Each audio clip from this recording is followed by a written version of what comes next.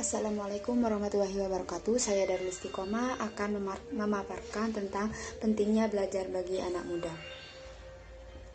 Meskipun makna dari belajar itu sendiri banyak macamnya, seperti contohnya itu belajar mobil, belajar mengendarai sepeda, dan lain-lain. Nah, akan tetapi di sini saya akan memilih menjelaskan tentang pentingnya belajar pendidikan bagi anak muda, karena hal tersebut sangat berpengaruh bagi masa depan anak muda untuk generasi selanjutnya. Nah, yang pertama, mengapa pendidikan itu sangat penting bagi anak muda? Manfaatnya adalah untuk meningkatkan dan memberikan informasi serta pemahaman akan seluruh ilmu pengetahuan yang ada kepada setiap orang. Manfaat pendidikan bagi generasi muda lainnya adalah menciptakan generasi penerus bangsa yang ahli di berbagai bidang ilmu. Selanjutnya, pengertian pendidikan itu sendiri merupakan segala bidang penghidupan dalam memilih dan membina hidup yang baik yang sesuai dengan martabat manusia. Jadi, pendidikan merupakan hal yang sangat penting yang tidak bisa dipisahkan dari kehidupan kita semua. Pendidikan dapat membedakan manusia dari segi kedudukan di dalam masyarakat. Nah, selanjutnya pentingnya belajar bagi anak muda tidak hanya memberikan informasi dan memperdalam ilmu pengetahuan, namun belajar juga dapat membangun karakter pada diri generasi muda. Pendidikan karakter sendiri termasuk aspek yang paling penting, karena mengajarkan norma keagamaan, kesopanan, serta norma lainnya. Adapun beberapa alasan pentingnya yang sangat penting dan berpengaruh dalam kehidupan anak muda. Yang pertama, memperoleh kehidupan yang stabil dan terarah. Yang dimaksud dengan stabil dan terarah ini, dengan memiliki tingkat pendidikan yang baik, kita akan lebih mendapatkan posisi hidup yang jauh lebih mapan. Dan yang kedua, potensi lapangan kerja yang luas. Nah, saat ini dan di masa yang akan datang, potensi pekerjaan yang berpeluang untuk didapatkan oleh seseorang diukur dari pendidikan yang ia tempuh. Dan yang ketiga, memperoleh pola kepribadian diri. Pendidikan telah membuat kepribadian seseorang jadi terbuka. Bahkan orang berpendidikan jadi lebih mandiri dalam finansial dan beberapa aspek kehidupan lainnya. Dan yang keempat, merubah mindset tentang hidup. Assalamualaikum warahmatullahi wabarakatuh. Saya Salma Afiatul Husna. Saya ingin menerangkan pentingnya belajar untuk anak muda. Seperti kita ketahui, pendidikan itu adalah suatu proses pembelajaran mengenai pengetahuan dan keterampilan yang bisa dilakukan di mana saja dan kapanpun. Pendidikan itu bisa diperoleh dari usia muda, dari besar sampai kecil, dari dari kecil sampai tua. Nah, pendidikan itu penting banget buat semua orang yang bertujuan untuk mencerdaskan dan mengembangkan potensi dalam diri. Dengan semakin bertumbuh dan berkembang, setiap individu bisa memiliki kreativitas, pengetahuan yang lebih luas, kepribadian yang baik, dan menjadi pribadi yang bertanggung jawab. Generasi muda saat ini merupakan garda terdepan dalam membangun bangsa sebagai generasi penerus bangsa, di mana generasi sekarang harus memiliki kemampuan dan pengetahuan yang luas ke depannya. Selain itu, pendidikan juga sangat berperan penting dalam memajukan negara untuk menghasilkan sumber daya manusia yang berkualitas. Alasan mengapa pendidikan sangat penting yaitu untuk menciptakan jiwa nasionalisme. Semakin sedikit generasi yang menjalankan pendidikan, maka semakin sedikit pula generasi yang memiliki jiwa nasionalisme. Nah, ada beberapa manfaat pentingnya belajar untuk anak muda, yaitu yang pertama, menciptakan generasi unggul penerus bangsa. Pendidikan di sekolah juga memiliki andil yang begitu besar dalam memberantas kebodohan. Lalu yang kedua, menjadi wadah memperdalam suatu ilmu pengetahuan. Pendidikan bisa menjadi wadah bagi setiap orang untuk memperdalam suatu bidang ilmu. Yang ketiga, sebagai sarana informasi dan pemahaman. Zaman selalu berubah dari waktu ke waktu. Untuk itu, perlunya setiap anak untuk terus belajar agar mengikuti perkembangan zaman. Manfaat pendidikan di sini adalah untuk memberikan informasi serta pemahaman yang sudah ada serta terkini pada semua peserta didik. Kalau tidak mengetahui informasi terkini, maka akan tertinggal dan tidak mungkin generasi menjadi penerus bangsa, akan membuat negara menjadi tertinggal dari negara lain. Lalu yang keempat, membangun karakter. Pendidikan karakter sendiri termasuk aspek yang sangat penting karena mengajarkan norma keagamaan, kesopanan, serta norma-norma lainnya. Mengetahui dan bergerak berlandaskan norma-norma akan membuat para generasi muda memiliki karakter yang kuat, di mana karakter ini akan diperlukan dalam membangun serta memajukan bangsa. Nah, yang terakhir yaitu menciptakan jiwa nasionalisme. Semakin sedikit generasi yang mengenyam pendidikan, maka akan semakin sedikit pula yang mempunyai jiwa nasionalisme. Kalau sudah begini, masyarakat akan memiliki sifat acuh terhadap masa depan bangsa. Nah, padahal sangat merugikan dan sebaiknya masalah ini tidak akan terjadi. Secara global, peradaban materialis telah menciptakan tata dunia yang tidak adil yang dicirikan oleh semakin tingginya gap antara si miskin dan si kaya. Kekuasaan yang dikendalikan oleh para pemilik modal, kesempatan yang selalu harus dibeli, dan moral yang selalu ditakar dengan uang. Dunia secara perlahan tapi pasti dicengkeram oleh imperialis kapitalis yang mengeruk habis semua kekayaan negara kaya tapi lemah untuk kepentingan dirinya. Kondisi ini mau tidak mau mempengaruhi dunia, tidak terkecuali Indonesia, baik dalam aspek politik, ekonomi, sosial, budaya, pendidikan, ideologi, pertahanan, keamanan, termasuk juga agama yang sekarang sudah kita rasakan pengaruhnya. Kenyataan ini mengharuskan kita melakukan perlawanan secara imani dan intelektual untuk mengubah keadaan yang dalam konteks keislaman, mengubah kondisi yang tidak baik menjadi lebih baik dengan membumikan syariah dalam tiap sudut kehidupan dan keseharian kita. Itulah dakwah. Lalu apa yang harus dirubah? Jawabannya adalah manusia beserta tatanan hidupnya yang melingkupinya, dan bukan hanya moral atau akhlak pada tiap manusianya saja. Namun, aktivitas dakwah ternyata tidak cukup membutuhkan kesolehan dan keikhlasan bagi para aktivisnya, tetapi juga dibutuhkan kemampuan pendukung berupa manajemen kebaikan yang tidak terorganisir akan dapat dikalahkan oleh kemungkaran yang terorganisir dengan baik. Demikian Sayyidina Ali radhiyallahu anhu berujar, disinilah pentingnya manajemen dalam dakwah, yaitu kemampuan untuk mengumpulkan dan mengelola seluruh potensi dakwah atau internal dan eksternal, memberdayakannya dan menggunakannya sebagai kekuatan dalam melakukan dakwah. Ada sejumlah alasan mengapa manajemen dakwah dibutuhkan. Yang pertama yaitu permasalahan kehidupan yang harus dibenahi begitu kompleks dan terintegrasi dalam bungkus ideologi sekuler sampai kapitalis yang tersistem dengan baik dan masih dianggap sebagai ideologi terbaik. Yang kedua yaitu banyak komponen dalam aktivitas dakwah yang harus disatukan menjadi satu gerakan yang harmonis dan sinergis. Yang ketiga yaitu dakwah merupakan aktivitas yang berdurasi sangat panjang, maka secara sunatullah membutuhkan rancangan tahapan aktivitas dan pencapaian yang terstruktur dengan melihat pada kaidah kausalitas. Assalamualaikum warahmatullahi wabarakatuh. Perkenalkan, nama saya Ziti Nurhaliza dari kelas D2 mata kuliah Psikologi Organisasi. Dalam video ini saya akan membahas tentang pentingnya ilmu manajemen dakwah. Kenapa sih ilmu manajemen dakwah itu penting? Manajemen dakwah sangat diperlukan suatu kelompok instansi swasta maupun negeri. Tanpa manajemen yang baik, maka struktur sistem dan kultural tidak akan pernah terorganisir dengan baik.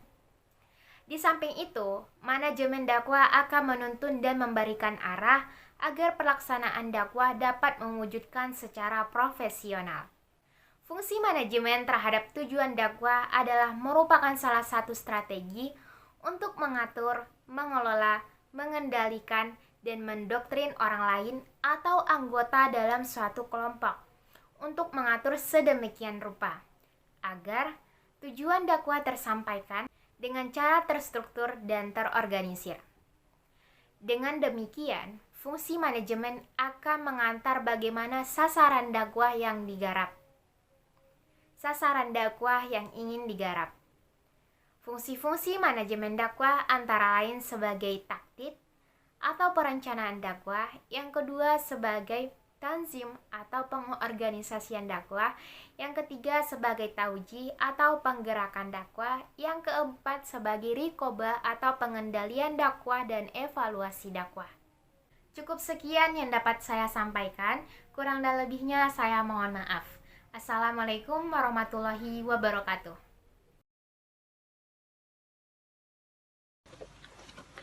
Assalamualaikum warahmatullahi wabarakatuh.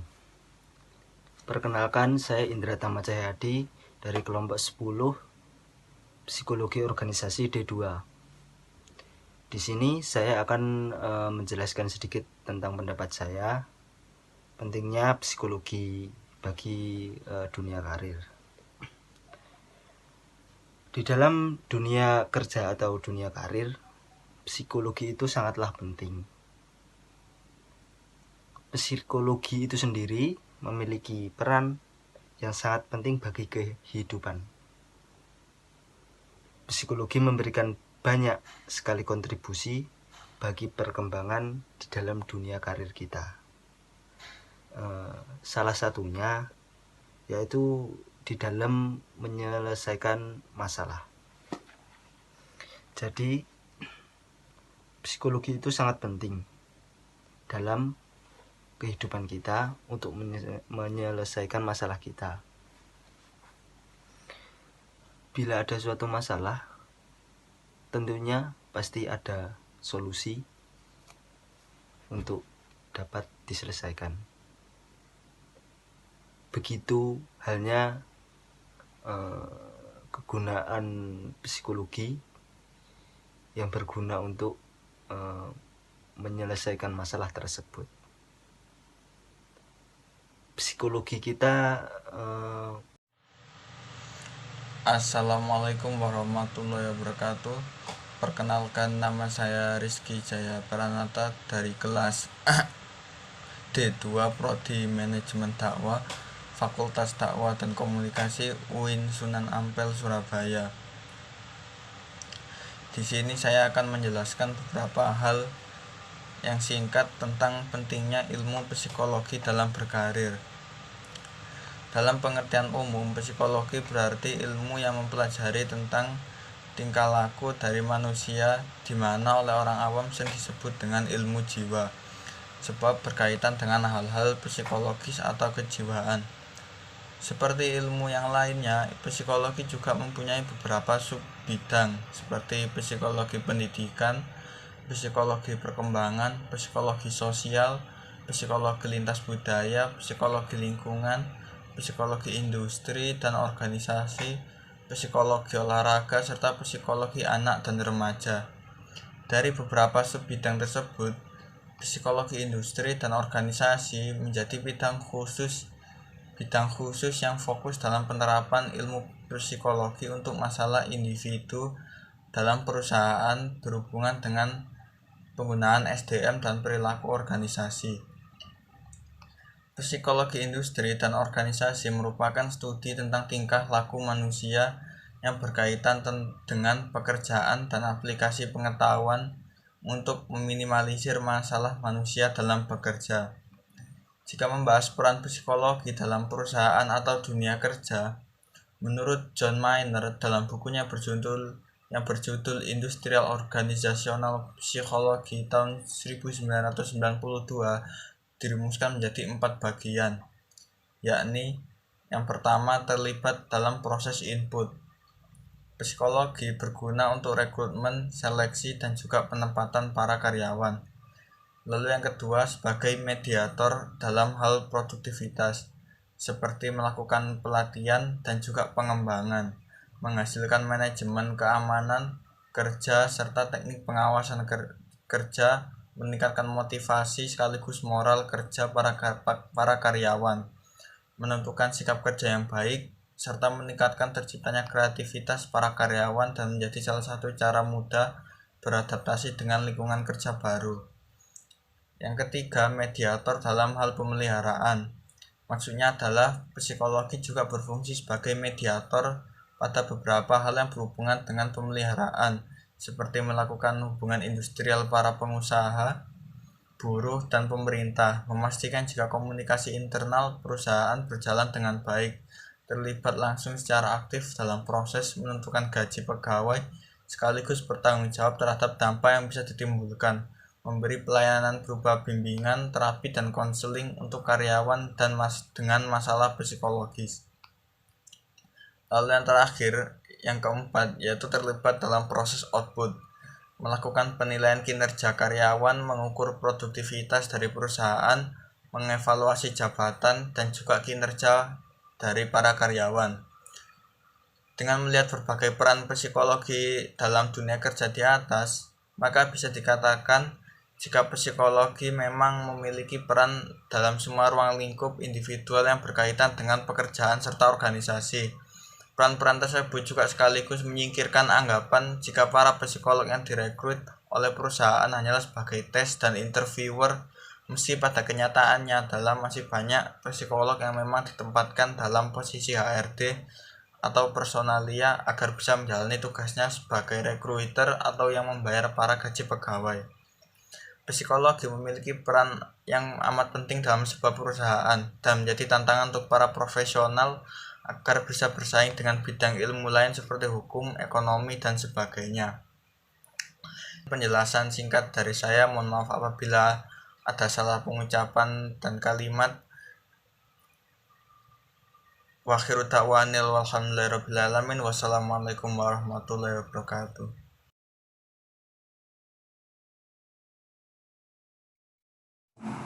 Assalamualaikum warahmatullahi wabarakatuh. Saya Muhammad Azil Alim dengan nomor NIM 040404-276 akan menjabarkan tentang pentingnya nilai-nilai kewirausahaan. Nah, tentu nilai-nilai kewirausahaan ini sangat penting untuk setiap individu. Apalagi hal ini terasa sejak dini.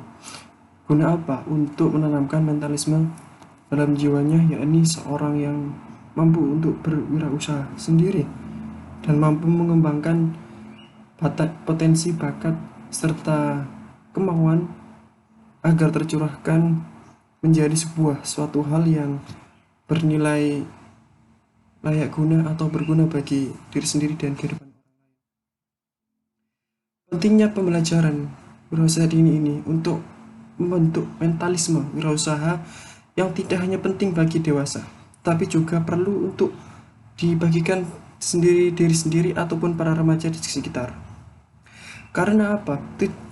Karena bertujuan untuk menggunakan pengetahuan ini sebagai berposisi untuk meningkatkan tingkat ekonomi mereka dan menghasilkan uang secara langsung. Sedangkan manfaat bagi orang-orang awam ialah untuk berproses atau belajar menata kepribadian mereka pada garis luar pelajaran normal yang diajarkan oleh guru, orang tua maupun tutor. Tapi kenapa ilmu bisnis kewirausahaan ini mendesak untuk diajarkan sejak dini?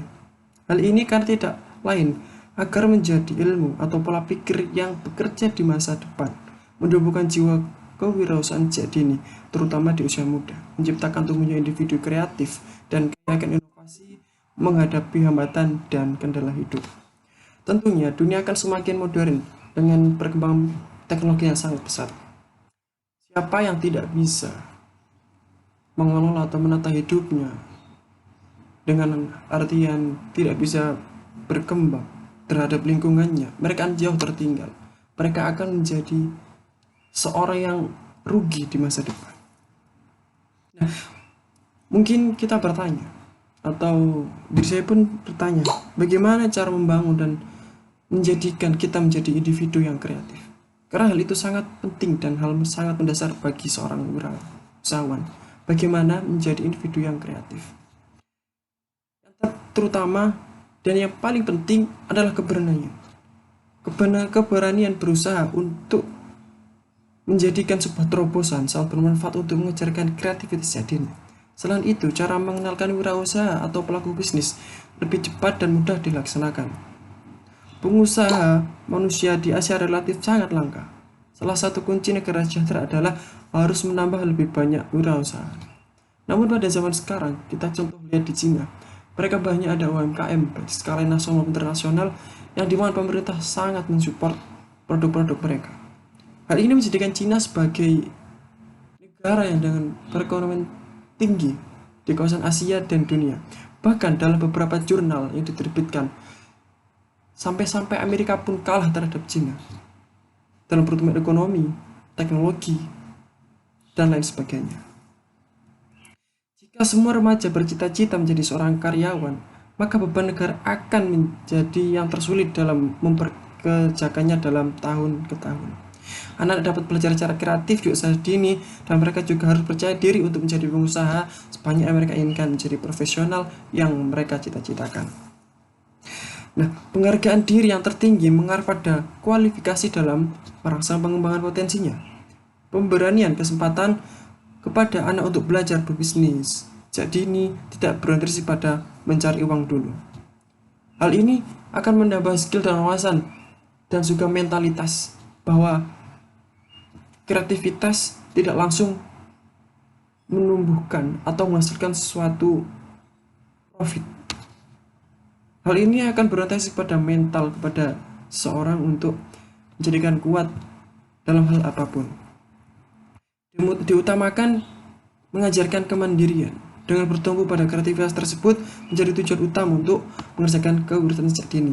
Lebih memberikan kesempatan pada anak untuk membangkitkan kreativitas individu dan tidak mudah menyerah dalam mengatasi tantangan. Jelas terlihat bahwa hanya melalui kreativitas anak-anak dapat memiliki keterampilan untuk berkreasi dari mereka yang belum tersedia dan memiliki kesempatan serta keberanian untuk membuat gagasan-gagasan dalam menciptakan sebuah terobosan.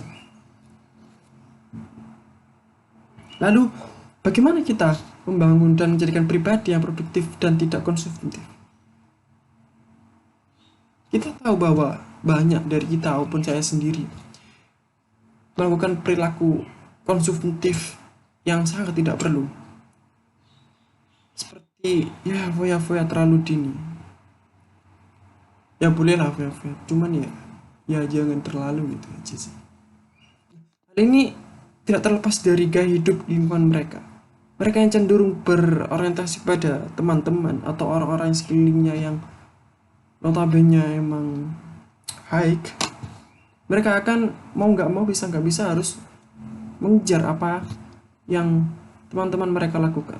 Hal ini berdampak kepada dirinya sendiri, yang sadar atau tidak sadar mereka berperilaku konsumtif dan menjadi perilaku yang tidak produktif. Mereka hanya bertumpu kepada orang tua, meminta ini, minta itu, dan tidak pernah menghasilkan apapun untuk orang tua. Nah, yang terpenting agar tidak terjadi seperti itu adalah kesadaran berwirausaha sejak dini. Selain memberikan kesempatan kepada anak untuk berkreasi, juga akan senang juga didukung oleh mendapatkan akses atau ruang yang terbuka untuk mengasah kreativitasnya sejak dini. Anak didikan agar produktif dan tidak konsumtif dengan dukungan keluarga akan menunjukkan pandangan yang kokoh bagi anak-anak yang tumbuh cinta, mengenalkan bahwa kerja wirausaha merupakan salah satu prinsip agar anak menjadi mandiri kelak. Peran orang tua juga sangat penting dalam pembentukan nilai-nilai kewirausahaan, dorongan, serta pembelajaran di rumah ataupun contoh yang dapat menjadi acuan bagi anak akan sangat berpengaruh pada mentalitas serta olah pikir anak tersebut. Memang esok hari semangat berwirausaha harus ada pada individu dengan perlu adanya upaya dan mempertajam pemahaman tentang jiwa wirausaha sejak tergolong anak-anak. Usaha ini bisa dilakukan melalui kerja ekstrakurikuler di sekolah ataupun UKM di universitas atau belajar karya pelajaran usaha lainnya, menjadi entrepreneurship sejak dini, membuka jasa ataupun membuat sebuah produk yang baru, inovatif. Hal ini akan menunjukkan dan mengasah agar anak-anak atau diri kita atau teman-teman kita untuk menjadi pribadi yang mempunyai jiwa wirausaha atau nilai-nilai yang tinggi dalam etos kehidupannya. Kita tahu bahwa saat ini masalah terbesar adalah ketersediaan lapangan kerja. Ledakan penduduk tidak diimbangi dengan pekerjaan yang ada di lapangan. Nantinya akan muncul bibit-bibit wirausaha muda dengan jiwa keusahaan yang akan menjadi pemecah utama kebutuhan. Bukankah profesi wirausaha ini juga adalah profesi yang mulia? Karena jika kita punya suatu produk dan ingin mengembangkan produk, kita tidak bisa untuk berjalan sendiri. Kita pasti bukan seorang teman, atau jika dalam perusahaan kita membutuhkan karyawan untuk menjalankan roda bisnis kita. Hal ini sejalan dengan nilai-nilai keusahaan tersebut, yang mana dalam suatu wirausaha kita akan lebih diuntungkan jika kita bekerja sama dengan orang lain dan membuat cita-cita di perusahaan atau keinginan kita itu dapat secara terwujud secara saat akurat dan sesuai apa yang kita inginkan. Pemerintah barangkali harus menjadikan negara yang tidak sedikit ditumbuhi oleh cikal bakal pengusaha berbobot dan tampil lebih awal. Tentu pengadaan sarana dan prasarana itu penting untuk mewujudkan kegiatan tersebut. Salah satu peran lembaga swasta yang sangat sedikit membantu tumbuhnya wirausaha diri adalah mendapatkan dukungan dan lebih didorong. Pemerintah melalui kartu yang ada usaha itu lupa saya.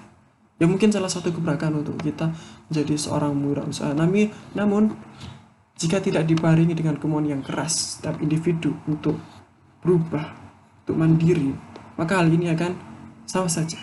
Dan poin pentingnya nilai-nilai kewirausahaan ialah ada pada dalam diri sendiri. Bagaimana kita mau dan mampu untuk bergerak menjadikan diri kita mandiri dan membentuk sebuah karya atau inovasi dalam produk maupun jasa, yang mana hal itu akan menjadi sebuah ibarat matahari di masa depan kita yang menyinari dan juga menghangatkan agar hidup kita selalu senantiasa makmur, sejahtera dan sentosa, tak kurang lain dan apapun. Sekian dari saya. Wassalamualaikum warahmatullahi wabarakatuh.